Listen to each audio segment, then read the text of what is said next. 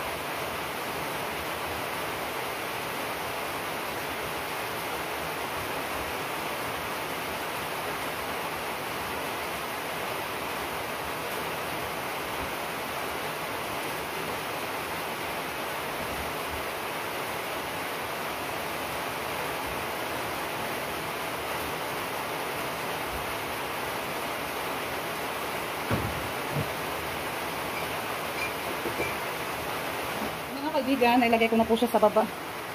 Yung mga kaibigan, dyan ko muna yan sa baba ilalagay. Ito, dito na lang kasi ano naman to, magagaan na ba? Yung signya, yung tawag yan. Yan po yung ano natin, isiguro sa paglagay dito sa baba para hindi mabasag.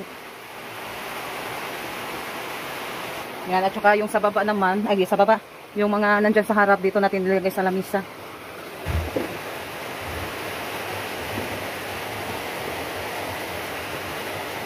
Kaya yung suka, dyan na lang yung suka mga kaibigan. Hindi naman yan mabasag kasi ano naman to, plastic. Ayan, ilagay ko na po yung iba mga kaibigan. Kaibigan si Junjun. Yan, hindi kami nakatulog mga kaibigan na ano kami sa Baguio. sa hangin, malakas. Lakas na ng hangin at saka ulan. Yung ulan talaga yung lakas. Pero may hangin naman din. Na ano ko namin kasi sa na yung balipos na alas 12 daw yung hangin na lalakas. Lalakas. Oo. Hindi ako makatulog. Higa-higa lang ako. Mamasid sa hangin na lalakas ba siya? Nandito muna kami sa terrace mga kaibigan. Oh. Sila mama wala dito, nandoon lang sila sa Hindi gym. sila nakapunta dito dahil yung hangin kanina malakas na. Sila maidi. Kinaano na sila. Oh, doon na lang sila sa bayan sa gym. Dahil nung papunta pa lang sila dito, yung hangin kanina malakas na daw. Kaya hindi na lang sila Hindi na sila sa nakatuloy bahay. kasi medyo malayo-layo din kasi. Galing dito, galing sa bayan punta dito nasa mga 40 minutes yata o 50 ang biyahe o yung travel papunta dito, galing sa bayan papunta dito. Tapos yung hangin kanina lumakas na, kaya nag-message si Edley na di na lang sila tumuloy, doon na lang sila sa gym. Sa gym, oo. Kasi madami naman daw doong Yung taga, lumikas ano? na Taga taga Tapon. doon din, taga Barangay Tapon. Kaya kami naman dito na iba nagmamasid sa Yung hangin mga panahon, kaibigan. yung hangin kasi lalakas, ihina, tapos lalakas siya ulit. Tapos yung ulan naman, steady naman yung ulan. Yung hangin lang yung bali, ano namin, baka lalong lalakas yung hangin. Hindi ako makatulog. Dito lang ako sa terrace, pahiga-higa. Yan, naka-jogging pants, naka-jacket. Yan sa panahon, malamig. Yan, ano lang tayo. Tapos, nag-ano din ako sa kapitbahay namin sa likod dahil Nag-message. nag-visit sila na paglalakas yung hangin. Ano dito sila, Dito daw sila magkuhan sa bahay mga kaibigan. punta daw dito sila sa bahay. Tapos sinabihan ko, okay. Kung Tapos, ako naman dito, nagmamasid. Na ano kasi ko sa hangin, baka lalakas siya dahil may post na tingin-tingin ako sa cellphone, bali update sa Baguio, baka mga madaling araw lalakas yung hangin at ulan. nga sila mama Susan at Papa Sila Tito Papa nandoon Tito at sa Mama bahay Susan namin, nasa Camilo. kanila brother Camilo. At yung anak sila Edwin. Sila Leroy at yung mga bata. Kaya yan, Hindi date ako muna makatulog. tayo. Ako nagmamasid sa hangin at sa ulan. Mga kuwan na Anong oras pa naman? Anong oras pa ngayon? Kuwan, 8:47. 47 pa lang. Tas Yung na yung hangin. kanina kasi bali update sa Baguio. Madaling araw 12 o alauna. Madaling araw baka lalakas yung ulan at hangin.